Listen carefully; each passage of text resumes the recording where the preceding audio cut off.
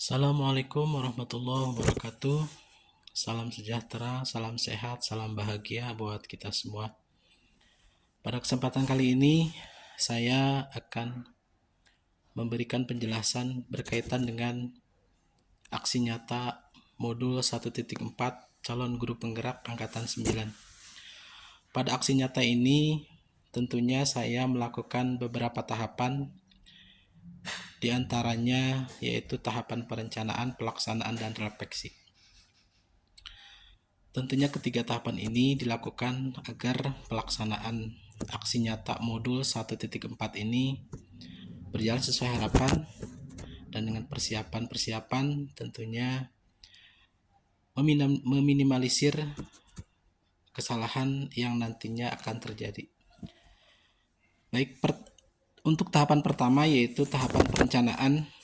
Berkaitan dengan tahapan perencanaan ini, pada aksi nyata modul 1.4 calon guru penggerak angkatan 9, di mana pada tahap perencanaan ini saya pertama kali tentunya melakukan konsolidasi atau konsultasi dengan Ibu Kepala Sekolah, Ibu Yulianti Rosdian, di mana konsultasi dan konsolidasi ini ditujukan untuk pelaksanaan diseminasi nanti, agar pelaksanaan diseminasi nanti tidak berbenturan atau tidak mengganggu kegiatan persekolahan. Selain itu, saya juga berkonsultasi dengan Wakahumas agar kegiatan sekolah tentunya bisa di-share atau dikomunikasi dengan beberapa guru yang lain. Yang ketiga itu dengan kurikulum SMA Negeri 4 Bogor, agar pelaksanaan diseminasi nanti tidak mengganggu kegiatan belajar mengajar, dan artinya semua pihak sekolah, semua guru-guru paham betul situasi kondisi ketika nanti ada diseminasi aksi nyata modul 1.4 calon guru penggerak angkatan 9 ini. Lalu pada tahap perencanaan ini juga tentunya saya menyiapkan yang pertama komputer, alat rekam untuk diseminasi, dan beberapa pihak yang dilibatkan seperti siswa, rekan guru-guru yang pada saat nanti diseminasi itu kosong jam atau lain sebagainya. Tentunya kolaborasi juga diperlukan pada tahap perencanaan ini dengan guru TIK, di mana kolaborasi dilakukan untuk mempersiapkan tadi komputer dan rekaman, agar pas saat diseminasi nanti tidak ada kendala. Selanjutnya pada tahap perencanaan ini juga saya berkomunikasi, musyawarah dengan guru-guru, beberapa guru, minimal 10 orang yang akan dilibatkan dalam diseminasi nanti, dan juga memberikan informasi kaitan dengan materi-materi yang akan disampaikan pada saat diseminasi nanti. Dan tahapan perencanaan ini tentunya di akhir tahap perencanaan ini menyiapkan materi yang akan disampaikan pada saat diseminasi nanti. Selanjutnya yaitu tahapan pelaksanaan, di mana tahap pelaksanaan ini karena sudah dikonsolidasikan dengan kepala sekolah, humas, dan wakakurikulum, maka pelaksanaan diseminasi ini ditentukan di Institut Bisnis Ilmu Komputer atau IBIK Satuan yang beralamat di Jalan Rangga Gading, RT 2 RW 9, Kecamatan Gudang, Kelurahan Bogor Tengah, Kota Bogor, Jawa Barat. Dan pada saat diseminasi ini memang bersamaan dengan pelaksanaan workshop penulisan esai bagi guru SMA Negeri 4 Bogor. Jadi saya diberikan kesempatan, diberikan keluangan waktu untuk memberikan diseminasi pada saat penulisan atau workshop penulisan esai bagi guru-guru di SMA Negeri 4 Bogor. Tentunya pas pelaksanaannya nanti saya diberikan kesempatan untuk memberikan materi berkaitan dengan yang pertama budaya positif yang sudah dan akan dilaksanakan di SMA Negeri 4 Bogor, dan juga bagaimana perubahan paradigma belajar pada kurikulum merdeka dan konsep Ki Hajar Dewantara atau yang menghamba pada murid. Materi selanjutnya tentunya berkaitan dengan motivasi manusia, intrinsik dan ekstrinsik. Selanjutnya yaitu materi yang berkaitan dengan kebutuhan dasar manusia, dilanjutkan dengan materi berkaitan dengan keyakinan kelas dan bagaimana proses restitusi dengan proses restitusi segitiga dari mulai menstabilkan keadaan, memvalidasi rasa bersalah, dan tentunya melakukan keyakinan sekolah ataupun keyakinan kelas. Dan yang terakhir yaitu bagaimana memberikan materi berkaitan dengan 5 posisi kontrol. Artinya budaya positif yang akan dilaksanakan, yang sudah atau akan dilaksanakan ke depannya di SMA Negeri 4 Bogor itu sesuai dengan budaya positif yang nantinya bermuara akhir kepada karakter siswa. Dan pada materi ini memang pemberian materi ini dikhususkan untuk guru-guru SMA Negeri 4 Bogor.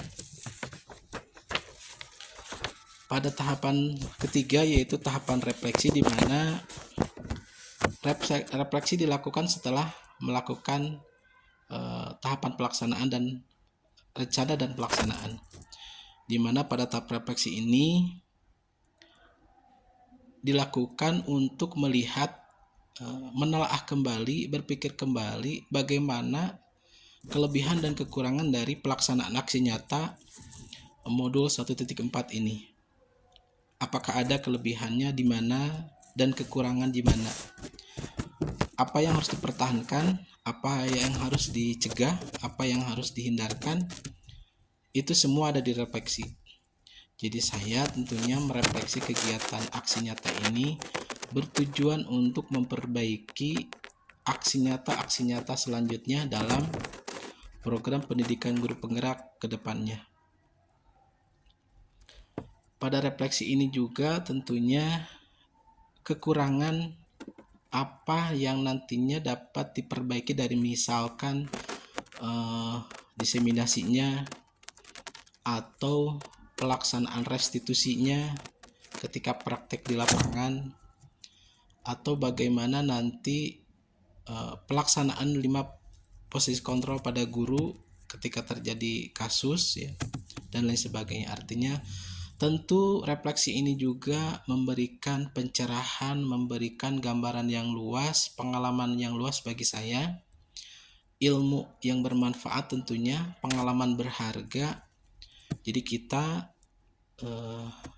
banyak ilmu yang didapat, wawasan yang didapat berkaitan dengan dari mulai budaya positif, motivasi, terus keyakinan kelas, 5 kebutuhan dasar, restitusi, maupun 5 posisi kontrol tadi. Harapan besar kedepannya dapat ditingkatkan tentunya diri saya sendiri agar dapat melaksanakan dan mengimplementasikan beberapa pokok pikiran tadi. Tentunya implementasi tadi tidak hanya hari ini, tidak hanya besok, mungkin ke depannya setelah selesai pendidikan guru penggerak ini.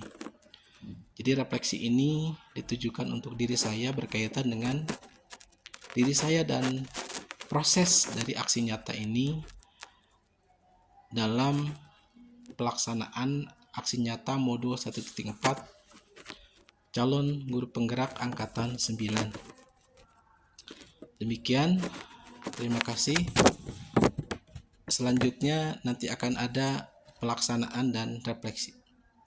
Assalamualaikum warahmatullahi wabarakatuh. Bismillahirrahmanirrahim. Assalamualaikum warahmatullahi wabarakatuh.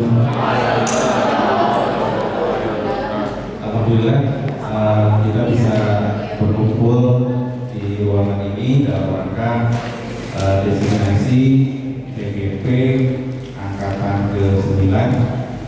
Saya sendiri Muhammad Mulyana dan rekan saya Pak Tarudi, satu lagi adalah Ibu Sartika.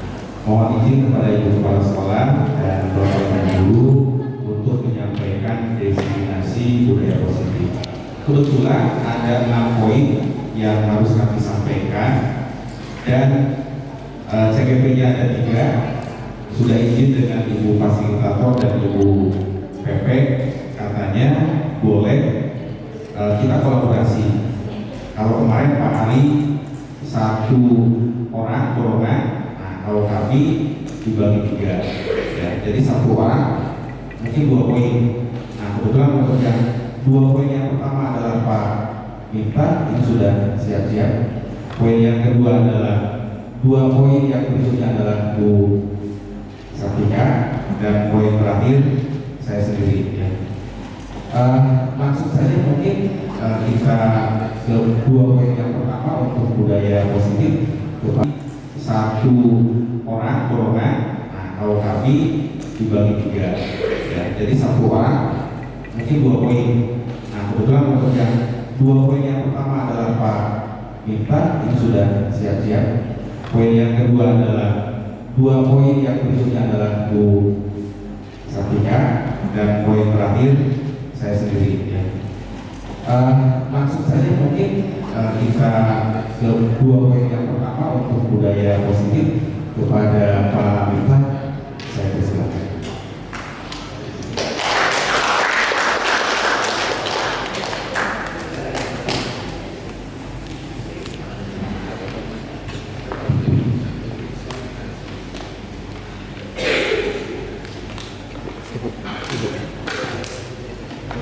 Bismillahirrahmanirrahim.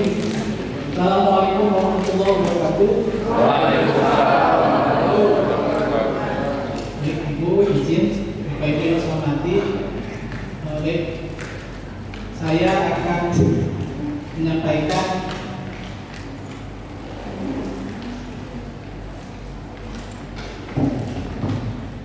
akan menyampaikan di sini bagaimana budaya positif di SMA Negeri 4 Bogor kaitan dengan modul 1.4. Baik Bapak Ibu, langsung saja bagaimana budaya positif di SMA 4 bisa terbangun, lalu kedepannya akankah sesuai dengan visi SMA Negeri 4 Bogor atau bagaimana? Nah di sini ada perubahan paradigma belajar. Jadi Hajar Dewantara itu mengusung tema atau pemikirannya bagaimana pendidikan itu atau pendidik itu menghamba kepada murid. Jadi bagaimana guru pendidik itu memusatkan proses pembelajaran yang berpusat kepada murid. Bahasa Ki Hajar Dewantaranya menghamba kepada murid. Jadi ini adalah sebenarnya proses menghamba atau memusatkan proses pembelajaran kepada siswa itu sudah lama. Akan tetapi digaungkan lagi oleh pemerintah lewat kurikulum merdeka. Yang dulu lebih teacher center, sekarang student center. Jadi bagaimana kurikulum merdeka ini menghamba kepada murid pembelajaran yang menyenangkan dan proses pembelajaran tercapai dengan baik. Maka dibutuhkan budaya positif dalam proses pembelajaran. Maka budaya positifnya saya yang pertama itu kaitan dengan disiplin positif dan nilai kebajikan yang universal.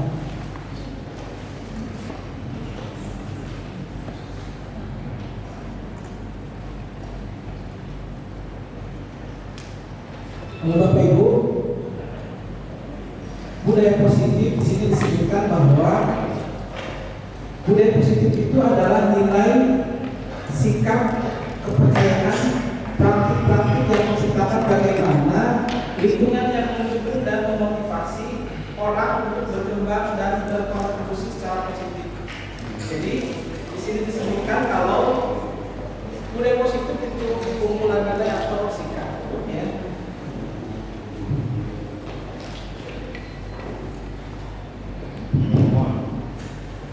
Bagaimana dia bisa berkembang dan berkontribusi secara positif, ya.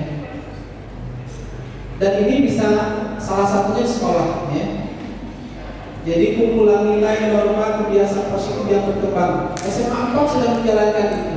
SMA 4 sudah menerapkan nilai-nilai budaya positif, ya. Banyak sekali kegiatan SMA 4 yang sudah melaksanakan budaya positif, tapi mungkin kita belum sadar itu kalau itu adalah budaya positif, ya.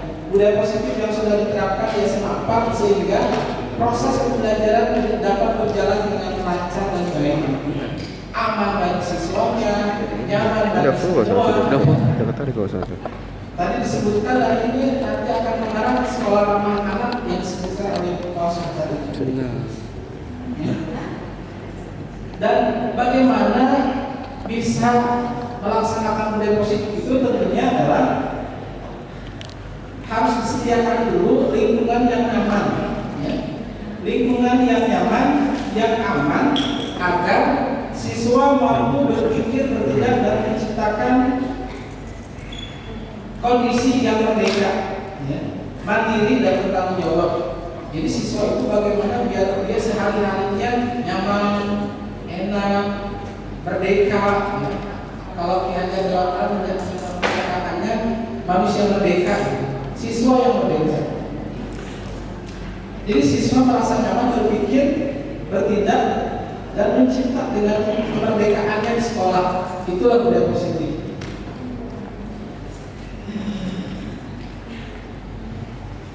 Nah, Bapak Ibu, di sini pengertian dari disiplin dan bagaimana budaya positif itu salah satunya bisa dijalankan dengan disiplin positif, Bapak Ibu. Nah, disiplin positif ini adalah suatu pendekatan bagaimana menerapkan disiplin dari dalam diri siswa. Jadi prinsip siswanya, si siswa itu tersadarkan dari hati yang paling dalamnya kalau ini adalah nilai yang baik buat saya, bukan dari luar, ya. Ketika dia datang jam 6:30, dia menyadari kalau ini adalah disiplin saya datang ke sekolah 6:30. Untuk menyadarkan itu, maka memang harus datang dari dalam diri siswanya, bukan karena aturan, bukan karena takut dimarahi, bukan karena takut ketemu guru piket, bukan karena memang aturannya harus datang jam 7 kurang 10 gitu.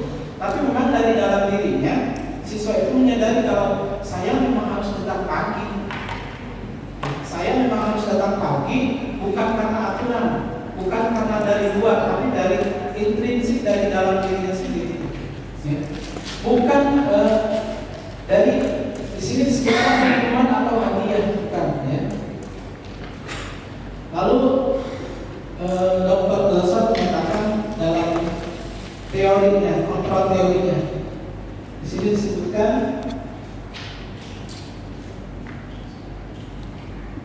ilusi bahwa guru mengontrol siswa.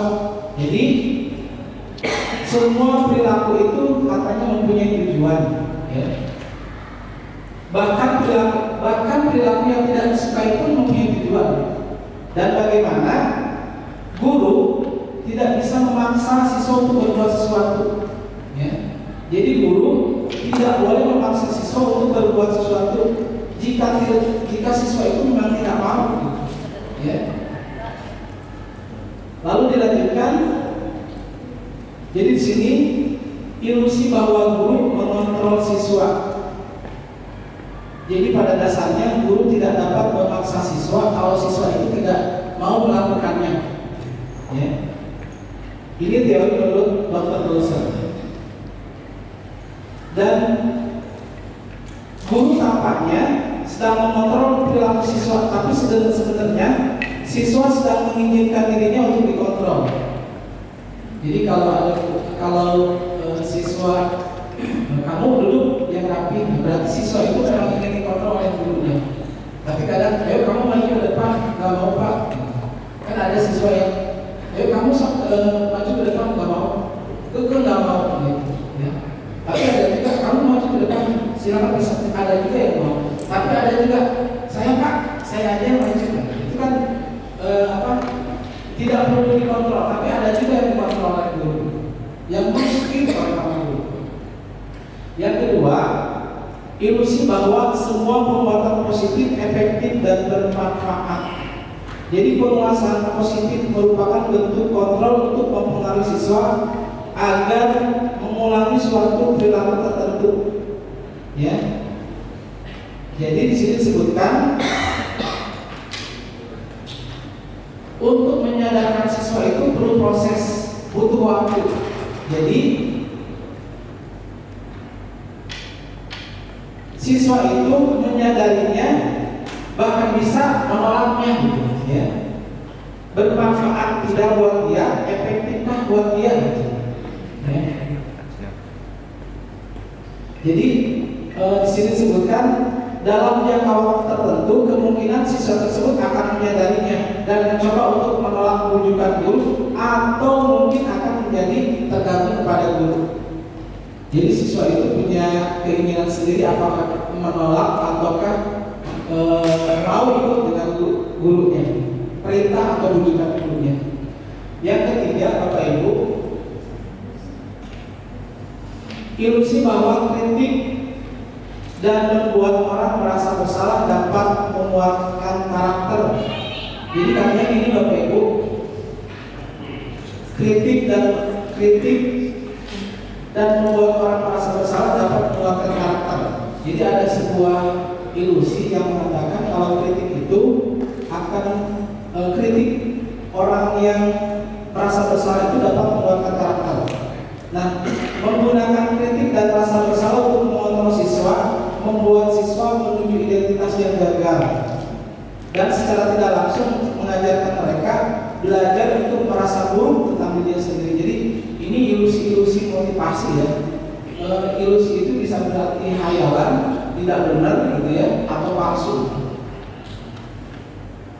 Jadi sebenarnya mengkritik atau membuat orang merasa bersalah itu tidak mesti bisa menguatkan karakter, malah bisa sebaliknya. Yang keempatnya bahwa ilusi bahwa orang dewasa memiliki hak untuk memaksa. Jadi guru itu bisa memaksa. Nah, perilaku memaksa ini ternyata tidak efektif untuk jangka waktu yang panjang dan bahkan dapat bisa membuat sebuah permusuhan. Jadi Bapak Ibu, orang dewasa memiliki hak untuk memaksa tidak benar juga, ya, tidak benar, karena ini akan menimbulkan kalau di kalangan guru dengan ketika guru memaksa siswa, ini akan tumbuh nanti ke depannya mungkin rasa sakit hati, dendam dan lain-lain. Jadi Dr. William Wilson ini dalam kontrol teorinya ini adalah ilusi, hayalan. Kalau guru itu bisa mengontrol murid, kalau guru itu bisa memberikan semua kekuatan positif itu efektif dan bermanfaat, kritik dan membuat orang merasa bersalah, menguatkan karakter, atau ilusi bahwa orang dewasa itu memiliki hak untuk memaksa itu, ini adalah sebuah ilusi. Lanjut Bu. Nah ini Bapak Ibu, makna disiplin oleh Ki Dewantara. Ki Dewantara menyatakan bahwa untuk mencapai kemerdekaan dan atau konteks pendidikan kita saat ini, karena ini kan Ki Dewantara saat penjajahan, saat kemerdekaan. Untuk menciptakan dunia merdeka, di sini disebutkan merdeka lagi. Syarat utamanya harus ada disiplin yang kuat. Nah, disiplin di sini adalah disiplin diri siswanya, bukan disiplin karena dari luar, dorong dari luar. Jadi ini adalah internal dalam dirinya. Nah, jika kita memiliki motivasi internal, maka kita memerlukan jika kita tidak memiliki atau siswa tidak memiliki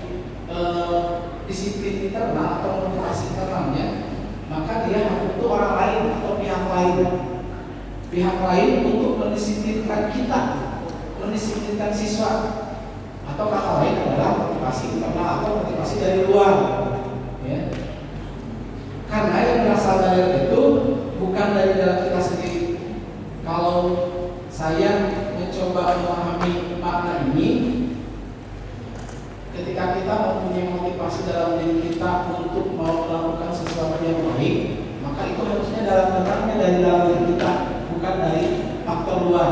Tadi ketika siswa datang pagi, itu dia sudah menyadarinya kalau itu memang sudah tanggung jawab dia untuk datang pagi, bukan karena aturan, bukan karena takut dimarahi guru piket, bukan karena takut yang lainnya. Nah ini tujuannya Bapak Ibu. Dari budaya positif itu yang paling penting adalah disiplin positifnya. Tujuannya apa?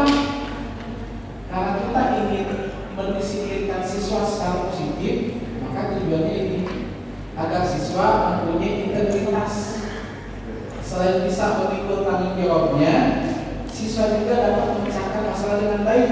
Nanti di akhirnya ada restitusi segitiga.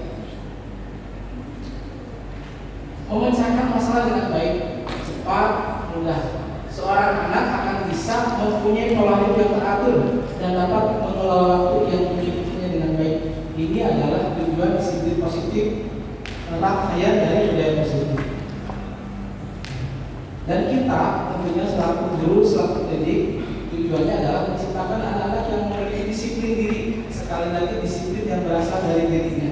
Nah, bagaimana untuk menyadarkan dari hati mereka yang paling dalam, gitu ya, menyentuh hatinya, bisa memiliki rasa disiplin diri, ya. Tujuannya adalah mereka untuk berperilaku mengacu pada nilai-nilai kebajikan yang besar dan memiliki motivasi intrinsik dalam diri, bukan dari luar. Bapak Ibu, ini adalah, saya tidak mengambil banyak, tapi saya mengambil 3 aja. Ini adalah nilai-nilai kebajikan yang universal. Maksudnya nilai-nilai kebajikan yang universal itu kebaikan yang nilainya, yang dinilai secara umum ini adalah baik. Semua agama menilainya baik, semua bangsa menilainya baik, semua suku ras menilainya kalau ini adalah nilai baik.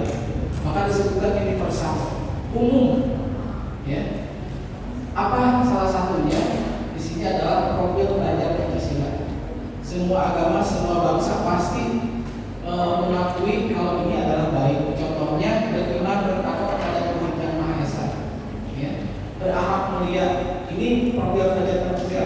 Saya yakin negara manapun akan menyetujui, mengamini nilai-nilai ini. Ya. Yang kedua adalah mandiri, bernalar kritis, berkebinekaan global, bergotong royong, kreatif. Ini adalah nilai P5 yang hari ini sudah dari tahun kemarin sudah kita jalankan di siswa kelas 10 dan sekarang di kelas 10 dan di kelas 11. Nilai-nilai ini nilai-nilai kebajikan yang universal yang akan kita dorong, yang akan kita sampaikan kepada siswa kita di SMA 4, kelas 10 dan kelas 11. Bagaimana di sini ada 6 poin, ya. Bagaimana siswa itu bisa menghamba kepada Tuhannya. Selain itu mereka bisa mandiri, mereka bisa bernalar kritis karena sekarang ini sedang heboh. Tapi juga dia bisa mencintai budayanya, ya. Selain mereka wawasannya luas, wawasan global, tapi dia juga mencintai budayanya sendiri. Bergotong royong dan kreatif, kita bisa melihat ketika mereka kelas 10, 11 itu menciptakan poster yang sangat kreatif, sudah muncul nilai-nilai kebajikan ini. Yang kedua, di sini ada 9 pilar karakter. Cinta Tuhan dan segenap ciptaannya. Semua orang pasti lihat. Bagaimana kemandirian sama, kejujuran, hormat dan santun, dermawan, percaya diri, kreatif, kerja keras, kepemimpinan yang adil, baik, rendah hati, toleransi, kedamaian dan kesatuan. Ini nilai kebajikan yang ditulis oleh 9 pilar karakter. Dan satu lagi,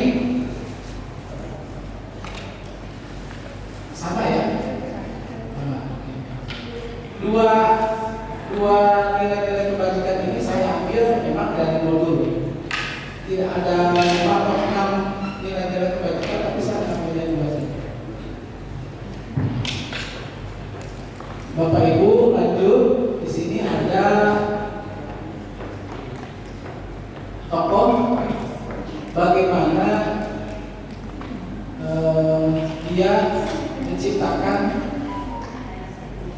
3 motivasi perilaku manusia. Namanya Diana Gosen.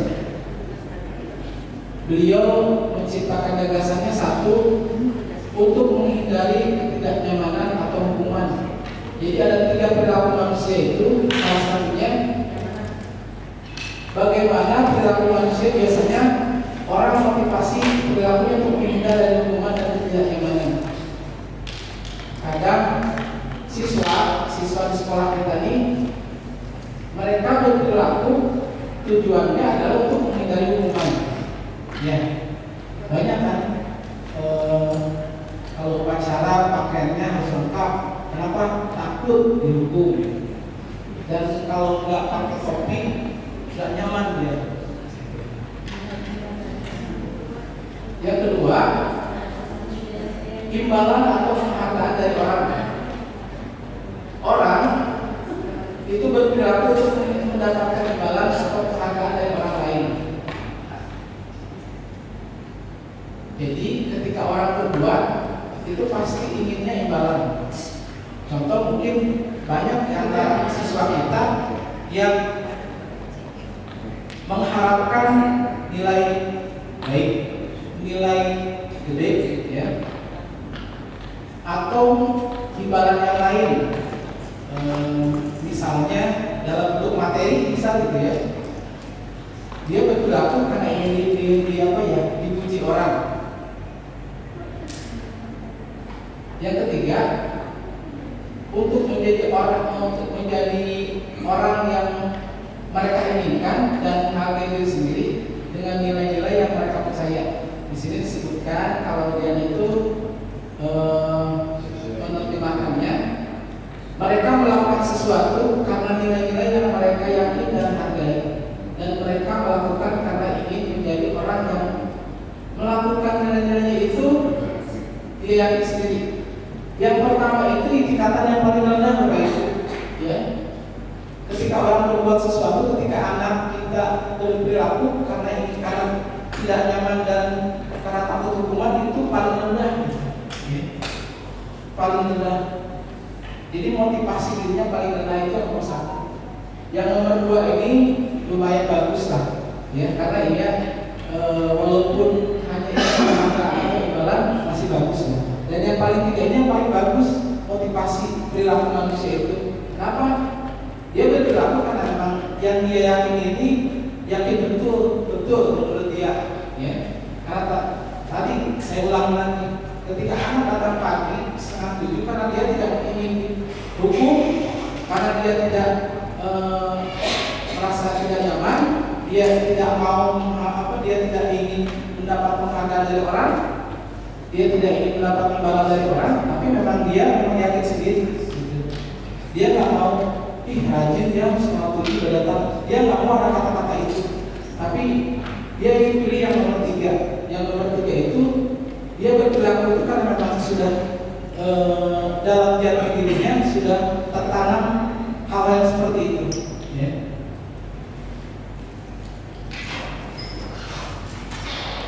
Bapak Ibu, ini adalah hukuman konsekuensi, ya, di dalam nilai positif.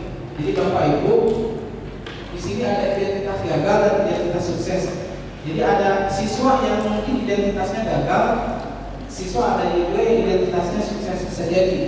Karena di sini ada hukuman, konsekuensi dan restitusi.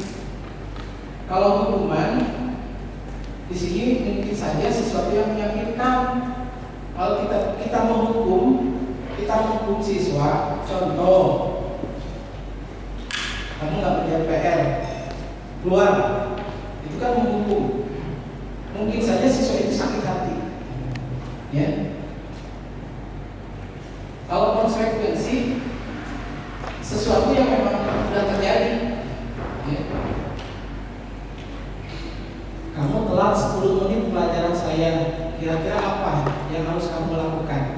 konsekuensinya apa ya? Oh ya, berarti saya nanti bertanya sama teman tadi 10 menit awal itu ibu mau ngapain aja. Konsekuensinya anak itu tahu saya tadi telat 10 menit, jadi saya harus apa untuk waktu yang 10 menit awal itu dia harus ngapain. Jadi bukan langsung menghukum, kamu telat keluar untuk menghukum. Konsekuensi ketika dia telat 10 menit dia harus ngapain? Mengejar ketertinggalan atau yang lainnya? Ya, itu. Kalau restitusi itu pilihan, nanti ada proses restitusi segitiga, nanti ada nomor. Hukuman itu nggak nyaman bagi siswa dalam jangka waktu panjang, nggak nyaman, ya. Konsekuensinya tidak nyaman juga untuk murid dalam jangka waktu pendek. Hari itu dia nggak nyaman hatinya. Bisa jadi ketika dia sudah kuliah atau lulus ketemu guru itu, saya nggak nyaman dengan guru itu masuk terdiam. Tapi restitusi itu menguatkan untuk murid dalam jangka waktu panjang. Ya, nanti Bapak Ibu biar penasaran restitusi apa? Ya. Kalau hukuman, korban mendapatkan keadilan, betul. Hukuman tadi telah keluar, adil bagi mereka yang ada di kelas, tidak mengganggu. Korban bisa diabaikan kalau dalam konsekuensi. Tapi kalau restitusi, korban bisa mendapatkan ganti. Kalau saya contohkan dari keadilan bagian di kelas, ialah adil, datang telat dan luar aja. Tapi kalau konsekuensi tadi, siswa guru mengajak siswa untuk menyadarinya dan apa yang harus dia lakukan mengejar ketertinggalan 10 menit.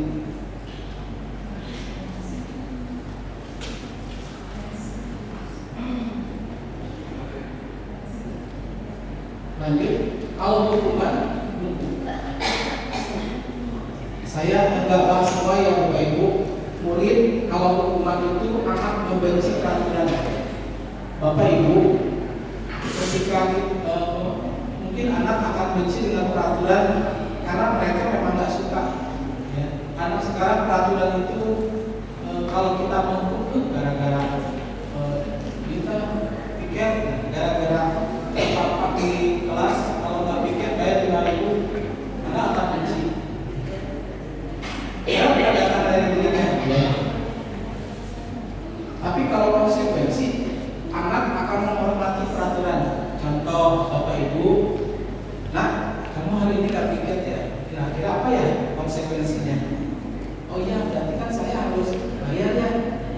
Itu kalau kamu nggak pikir, baca aturan, bayar sekarang. Itu hukuman, bayar sekarang. Tapi kalau konsekuensi, nah kemarin kamu udah pikir ya, kamu baca nggak keyakinan, namanya keyakinan nanti untuk syariah, keyakinan berat. Kira-kira apa ya kalau kamu nggak pikir, kamu harus bagaimana? Jadi digali kesadaran diri anaknya Bapak Ibu. Dan yang restitusi itu anak akan menghormati orang lain. Anak akan menghormati mereka yang pikir. Oh iya, saya kemarin nggak pikir. Maaf ya, kemarin saya nggak pikir. Anak akan menghormati orang lain dan dirinya. Lanjut. Kalau habis.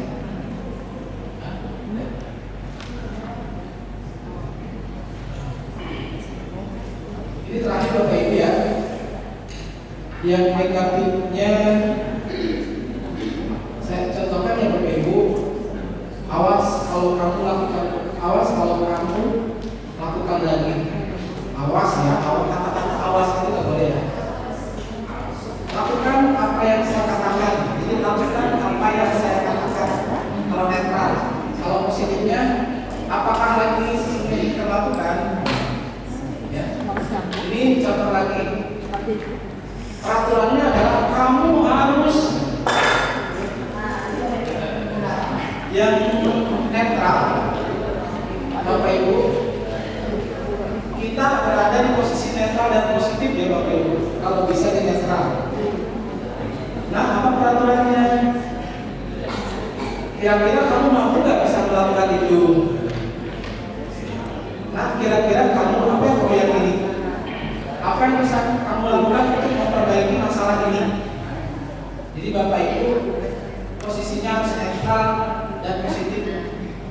Ketika anak bersalah, itu dia stres betul. Ketika stres ada dua kemungkinan, dia akan menyadarinya atau malah sebaliknya.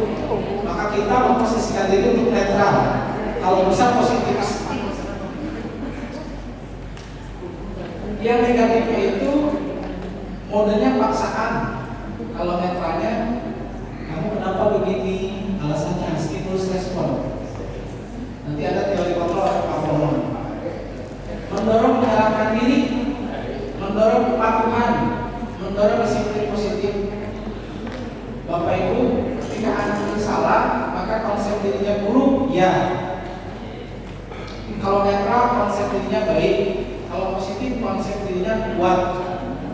Oke, lanjut. Nah, Bapak Ibu, ini berkaitan dengan budaya positif. Bagaimana nanti budaya positif ini akan dituangkan dalam disiplin positif, motivasi perilaku siswa, perilaku guru agar proses pembelajarannya nyaman, menyenangkan, menggembirakan. Nanti langsung ke keyakinan kelas dari pusat ya.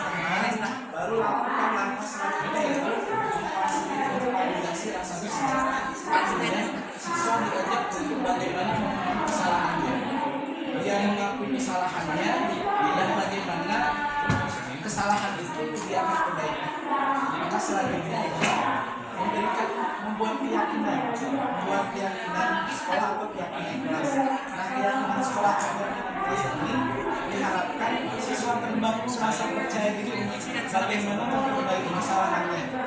Artinya siswa diajak untuk bagaimana saya memperbaiki kesalahan ini agar masalah ini dapat diselesaikan dengan banyak. Nah, Bapak Ibu itu adalah nanti ke depannya kita siswa jadi kemudian terselidiki melibatkan diri kita menjadi siswa bagaimana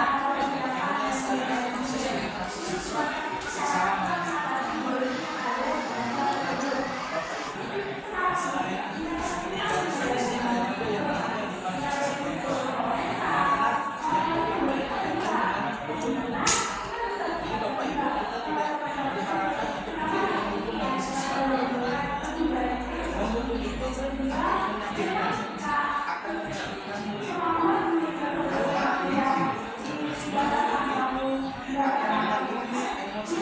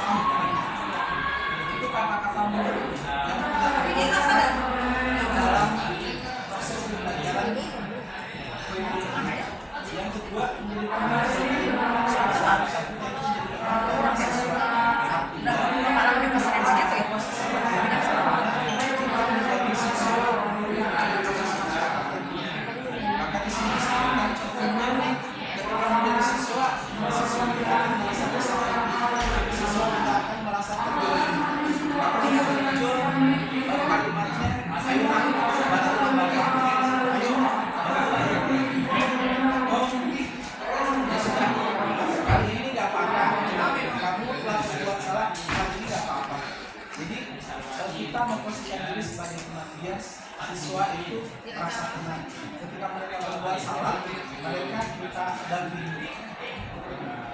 Selanjutnya pemantau atau mengawasi Bapak Ibu dari kasus kita tidak menjadi pemantau atau mengawasi. Maka pendidik itu mengawasi kasus siswa dengan baik dan menjadi pembimbing juga. Ketika ada kasus, maka katakan kalau peraturannya apa, gitu ya. Kamu tahu dong konsekuensi atau sanksi apa, ya. Jadi kamu akan menjadi mengawasi kasus siswa itu dengan cara siswa sadar akan peraturan, siswa sadar akan konsekuensi atau sanksinya, dan kita mengawasi. Selanjutnya Bapak Siswa ini manajer yang paling penting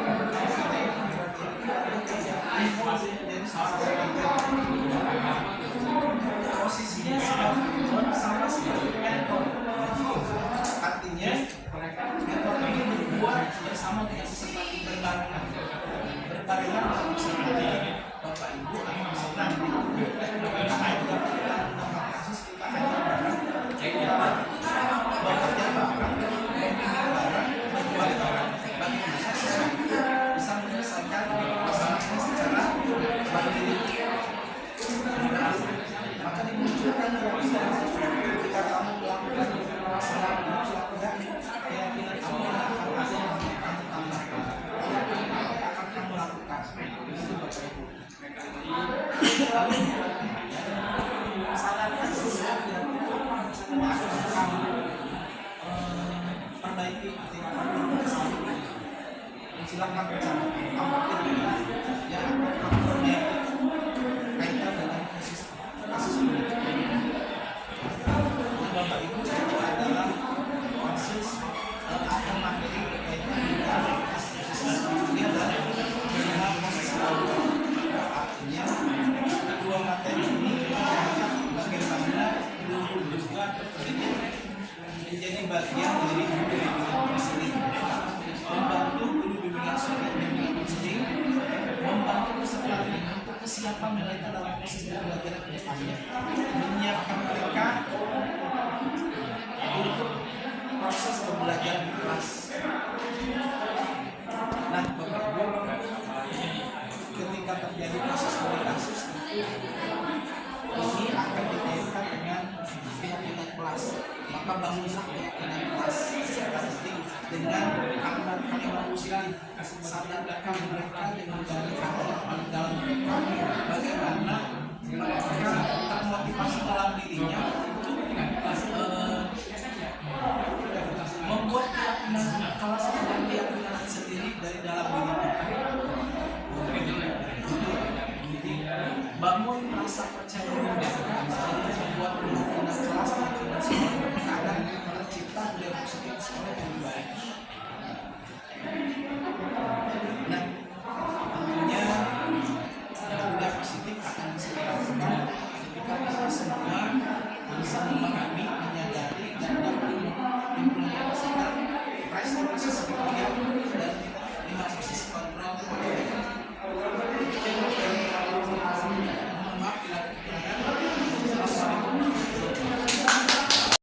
Andra, Kesha, tadi Bapak dapat laporan di ruang guru kalau kalian lagi ada masalah ya. Kira-kira apa yang bisa Bapak bantu? Iya Pak, tadi pada saat yang kosong kami bermain lempar-lemparan bola di lorong kelas. Tapi tidak sengaja malah mengenai kepala Bu Sonang yang di jalan. Oke, jadi tadi kalian bermain lempar-lemparan bola di lorong kelas dan mengenai kepala Bu Sonang. Kira-kira Kesha apa yang mau ditambahkan? Kami tidak bermaksud melakukannya Pak, tapi kita nggak sengaja malah kena kepala Bu Sondang tadi. Oh gitu ya, jadi kalian memang tidak sengaja ya. Nah baik, di kesempatan ini Bapak tidak ingin mencari siapa yang salah, tapi Bapak bagaimana kita berpikir bersama-sama untuk mencari penyelesaian dalam situasi ini. Oke. Tadi pasti seru dong kalian main-main lempar-lemparan bola di ruang kelas, seru dong? Iya Pak. Seru banget ya. Nah baik, sekarang kita bagaimana, yuk kita meyakini keyakinan kelas kita, meyakini sekolah kita. Kira-kira nih apa yang bisa ditunjukkan, Indra? Ya Pak, kita harus bersikap baik satu sama lain. Satu sama lain, menghormati orang lain dan menghormati diri kita sendiri. Oke, jadi menghormati orang lain dan menghormati diri kita sendiri. Dan ketika kalian ingat bahwa keyakinan kelas kita, ketika kalian tadi bermain lempar-lemparan bola di dalam kelas, kira-kira itu menghormati orang lain nggak? Tidak Tidak, Pak. Enggak ya? Oke. Nah, tapi kalian merasa senang ya? Dan bagi Bapak, ada cara lain untuk bagaimana kita bisa merasa senang tanpa merugikan orang lain. Menurut kalian gimana? Ya Pak, masih banyak cara lain agar kita senang kalau berikan orang lain. Ya Pak. Ya, baik. Nah sekarang mari kita bagaimana mengindahkan keyakinan kelas kita, mengindahkan keyakinan sekolah kita agar berperilaku lebih baik lagi. Oke, siap? Ya, Siap, Pak. siapa? Terima kasih. Assalamualaikum warahmatullahi wabarakatuh. Waalaikumsalam warahmatullahi wabarakatuh. Juan, Fatih, Bapak tadi dengar laporan dari wali kelas kalian. Nah, kalian sepertinya dalam masalah ya. Ada yang bisa Bapak bantu? Kira-kira apa yang bisa Bapak bantu? Iya Pak, jadi tadi kita lagi main volley, soalnya lagi nggak ada guru, lagi free class. Tapi kita nggak sengaja malah kena kepala buin. Jadi kalian main bola voli. Iya. Terus bola volinya kena Kenapa kepala buin. buin pas lagi jalan buinnya? Oh gitu. Tapi ada informasi tambahan yang bisa kamu keluarkan? Kami sebenarnya nggak bermaksud bukannya, tapi kami nggak sengaja. Jadi nggak sengaja ya. Iya, Kalian tahu nggak kalian ada dalam masalah? tahu Pak. Jadi di sini Bapak bukan mencari siapa yang salah, tapi Bapak di sini untuk bagaimana kita sama-sama mencari penyelesaian. Kita berpikir sama-sama kira-kira apa yang harus kita perbaiki, ya? Iya. Oke. Nah, tadi Bapak lihat kalian senang gitu lagi main bola voli, ya. Iya Pak. Tapi kalian melakukan itu merugikan orang lain, paham nggak? Paham Pak. Oke. Nah sekarang kita bicara tentang keyakinan kelas kita deh ya. Kira-kira apa yang bisa kalian tunjukkan? Iwan? Kita harus bersikap baik satu sama lain. Oke. Atuis? Kita tuh saling menghormati orang lain dan saling menghormati diri kita sendiri. Oke, jadi kita kembali kepada keyakinan kita bahwa bermain bola voli itu dan mengenai bola kepala buin itu tidak baik ya. Ya. Oke. Dan kalian mendapatkan rasa senang tapi malah merugikan orang lain ya kan? Ya Pak. Oke, dan ternyata masih banyak dong cara lain untuk mendapatkan kesenangan tanpa merugikan orang lain. Nah, mari sekarang sudah paham Fatih dengan Juan, mari kita indahkan keyakinan kelas kita dan berpikir untuk bagaimana menghormati orang lain. Oke ya, paham ya? Ya Pak. Sudah siap? Ya. Oke, terima kasih. Assalamualaikum warahmatullahi wabarakatuh. Balik. Assalamualaikum warahmatullahi wabarakatuh. Baiklah, di penghujung aksi nyata modul 1.4 ini dalam program pendidikan guru penggerak angkatan 9, tentunya di akhir kegiatan ada refleksi. Maka saya pun melaksanakan refleksi, dan refleksi ini dilakukan tak lain tak bukan adalah untuk bagaimana perbaikan diri atau tindak lanjut ke depannya. Maka refleksi yang pertama yaitu berkaitan dengan perencanaan ya, di mana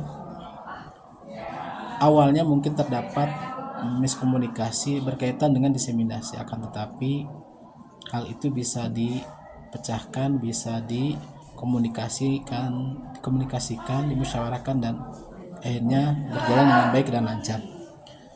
Yang kedua berkaitan dengan PPT yang dikira mungkin kurang bervariasi, kurang beragam, kurang inovatif, dan itu datangnya dari kritik dan saran yang membangun dari rekan-rekan guru. Dan alhamdulillah saya bisa menerima dengan tujuan agar perbaikan diri ke depannya lebih bagus lagi. Adapun pelaksanaan dari aksi nyata modul 1.4 berkaitan dengan diseminasi, karena diseminasinya berbarengan dengan workshop penulisan esai bagi guru-guru SMA Negeri 4 Bogor, maka di situ dari segi waktu memang sudah mepet ke zuhur, waktu istirahat. Jadi mungkin dilihat dari situasi kondisi waktunya memang kurang memungkinkan karena di satu kegiatan ada kegiatan lain dan memakan waktu yang cukup banyak gitu.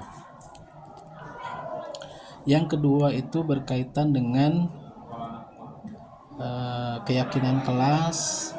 Pada aksi nyata modul 1.4 ini saya belum memasukkan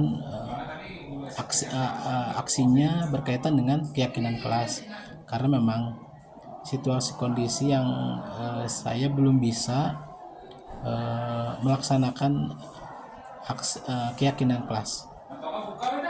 Nah, hal demikian terutama berkaitan dengan aksi nyata ini, aksi nyata modul 1.4 ini memang secara umum tentunya banyak sekali wawasan ilmu yang didapat, pengalaman berharga bagi saya, ilmu-ilmu yang berkaitan dengan segitiga restitusi atau 5 posisi kontrol itu menambah wawasan bagi saya karena hampir sama strateginya seperti guru bimbingan konseling. Akan tetapi ini memang lebih sederhana dan saya merasa ada ilmu baru gitu. Karena dari BK, jadi bagi saya kalau saya kaitkan ini hampir sama dengan strategi bimbingan konseling. Jadi cukup familiar lah dan tentunya bagi saya menambah wawasan kembali, menambah ilmu bagi saya berkaitan dengan budaya positif di sekolah. Selanjutnya tentunya harapan kedepannya dari refleksi kali ini adalah budaya-budaya positif yang ada di sekolah yang sudah dijalankan tentunya dipertahankan dan yang belum ada dimunculkan, dan tentunya mudah-mudahan saya pribadi bisa mengimplementasikan budaya positif yang ada di sekolah karena ini akan melahirkan bermuara akhir pada proses pembelajaran yang harmonis, aman, nyaman bagi peserta didik. Oleh karena itu perlu kiranya bagi saya bersyukur dengan modul 1.4 ini bertambah wawasan, pengetahuan yang luas sehingga bisa mudah-mudahan bisa mengimplementasikan materi-materi yang ada di modul 1.4 ini. Dan harapan terakhir adalah bisa memberikan semangat bagi saya, bisa memberikan motivasi ke depannya berkaitan dengan aksi nyata di modul-modul selanjutnya. Demikian, mudah-mudahan bermanfaat. Assalamualaikum warahmatullahi wabarakatuh. Salam sehat, salam sejahtera, salam bahagia.